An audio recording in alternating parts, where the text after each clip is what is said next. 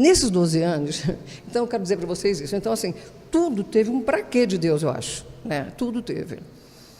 Eu vi como é que ele compõe as músicas que você me perguntou. Ele lê a Bíblia mesmo. E durante ele vai lendo, ele vai tendo as inspirações. Jesus Cristo, eu estou aqui, eu não sei, que não é da minha época, lá da Jovem Guarda. Mas Luz Divina, Aleluia, Ele está para chegar. Eu participei dessas todas. Olha que coisa. Maravilhosa, emocionante. Porque ele fica a madrugada todo sozinho compondo, na época com Erasmo também, né? E você estava presente durante todo esse processo? Eu ia dormir, estava. Claro, eu dormindo. Dormia porque... Não, durmo presente dormia. Não, estava na vida dele, né? Pelo amor de Deus. Estava na vida dele, né? Mas na vida dele. Só que às vezes ele me chamava, me perguntava assim, o que você acha melhor, isso ou isso? Vou cantar, tá bom. Eu não sei, eu gostei mais disso. Eu também estou achando. Ele pedia opinião interessante, muito legal, muito legal. Então ele fez muitas músicas maravilhosas nessa época, de 1979, 78 a 1987, 90, nem lembro mais, por aí, minha cabeça hoje está... Mas, enfim, músicas belíssimas, belíssimas. E, então, eu sinto, por exemplo, nessa época, como eu estava livre antes, né, no Rio de Janeiro, como católica praticante, eu não queria mais saber de missa. Sim. Mas com ele tem que ir à missa todo domingo. Com ele? Sério mesmo? Onde quer que ele esteja. Sério? Mas numa igreja convencional, assim? Convencional. Caramba. Então, na Laurca, a gente ia na igreja do lado da nossa casa. Sim. Todo domingo. Eu achava, falei, não é possível. Está um dia maravilhoso. Vamos passear, vamos sair de barco, vamos à missa primeiro. Caramba, não acredito. Estou falando sério. Aí, vou contar uma coisa mais engraçada para vocês. Tinha que ir à missa todo domingo. A gente viajava muito, turnê para México, turnê nos Estados Unidos, na Europa. Ele chegava no hotel e pergunta, onde é a próxima igreja, quais são os horários da missa? Sério mesmo? Que coisa. E eu estava pensando assim, agora eu não vou mais à missa, porque minha mãe não está aqui, minha mãe não está vendo. Entrou o Roberto, entendeu? Porque eu falo que não é nada, tudo é providência. Sim. Entrou o Roberto, tinha que ir à missa. Caramba.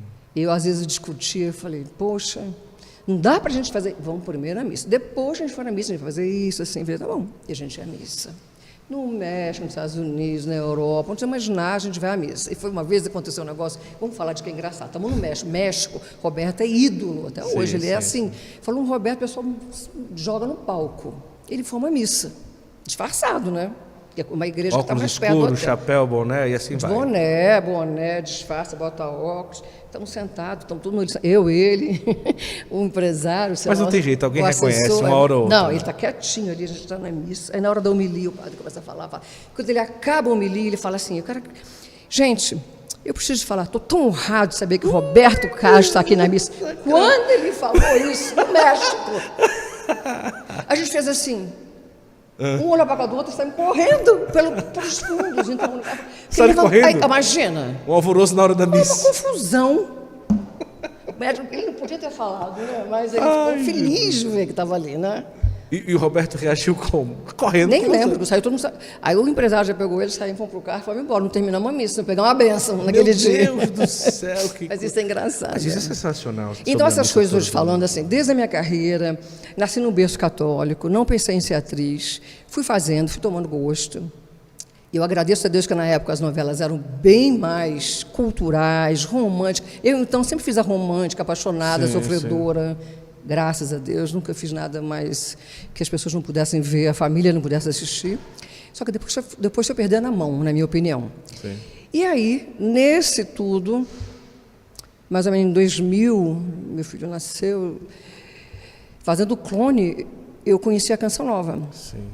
Um pouquinho antes, eu conheci a Canção, um pouquinho antes que eu conheci o Padre Léo antes, da comunidade de Betânia. Ele era meu amigo. Que maravilha. Maravilhoso. Mas só uma pergunta antes de você chegar à Canção Nova. Com o Roberto, 12 anos vivendo, ele na missa todo domingo, em algum momento se ventilou a possibilidade de vocês casarem na igreja? Esse é um outro capítulo da minha vida, claro. Eu falei, Roberto, vamos casar, né? Sim. Você é solteiro, ele era solteiro, Sim. porque ele tinha casado com a Anice na Bolívia. Sim. No Brasil ele era solteiro, eu sou solteira. Eu não sei o que ele tinha, que um dia ele falou assim para mim, aí lá em Gênesis, está lá, amai-vos e multiplicai-vos, onde é que está casai-vos? Tá. E ele citava a Bíblia. Entendi. Então ficava assim. Depois ele casou com a Maria Rita, Sim, né, na igreja. sim, Mas sim, na minha vez não casou, não. Fiquei com muita raiva. Porque, vamos falar a verdade. Né? O tempo todo ele falou, vamos casar, você é solteiro também. Aí falava, amai se multiplicava, está aqui na palavra, não está falando casados. Que terrível. Aí eu separei, ele casou. Falei, né? Mas enfim. Isso que é a caminhada, isso que eu falo, gente. Sim. As pessoas têm que entender, naquele momento para ele não era importante. Ele foi vendo depois, já com a Maria Rita, Sim. Ele já foi vendo que era importante o sacramento do matrimônio. Sim. Não podia viver só morando junto. Um processo, né? É um processo que a gente sofre. Ele, na minha época, não estava nesse processo de querer o sacramento do matrimônio.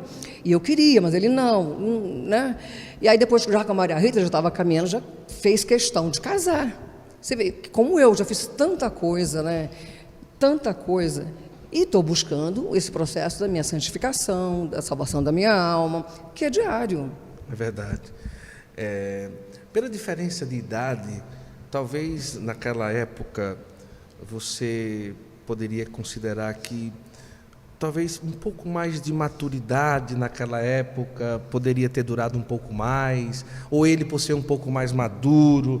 Alguma coisa nesse sentido a gente pode pensar? Hoje você olha por esse lado assim ou não? Eu acho que eu era bastante imatura. Sim. Né? Embora eu tenha aprendido muitas coisas com ele, muito. Mas... E só que existem outros detalhes mais particulares que também Deus sabe que eu precisava buscar minha salvação. Sim. De uma outra maneira. Que foi através da comunidade Canção Nova. Se eu estivesse lá ainda, eu acho que eu não teria conhecido a Canção Nova, o Padre Jonas. 15 anos de comunidade de aliança. 15, entendeu? Né? Das 5 pedrinhas, de você se confessar, de você estudar a Bíblia, rezar o rosário. Eu não estaria fazendo isso. Fui entender mais tarde. Nós sofremos com a separação, mas eu fui entendendo. É uma coisa estranha, sabe, Guto? Eu penso assim, se eu tivesse pensado, talvez mais madura, com mais tranquilidade, eu teria continuado. Muito mais, até hoje com ele, entendeu? Até hoje. Aí eu fico assim, mas por que será que eu não sei se... Muita gente enchia a minha cabeça, que eu devia aproveitar minha vida, eu era muito nova, que eu devia aproveitar minha vida, que estava muito fechado, aquele castelo. O pessoal falava isso? Falava. Mas pelo amor, né? Que coisa. Mas aí né? a gente vê que é a inveja, né? As pessoas gostariam de estar no seu lugar. Isso, né? E acabam indo Mas para... eu, assim, muito... né, vulnerável, vamos colocar. Fui achando, talvez, isso aqui. Mas quando a gente separou mesmo, nós sofremos muito, eu e ele, a gente não entendia, porque a gente estava separando, você entendeu? Muito estranho. Mas, por exemplo... Talvez até hoje o Brasil não entenda, né? Desculpa. Mas é verdade. Todo mundo. Mas eu acho que tinha um pra quê também de uma outra coisa. Claro.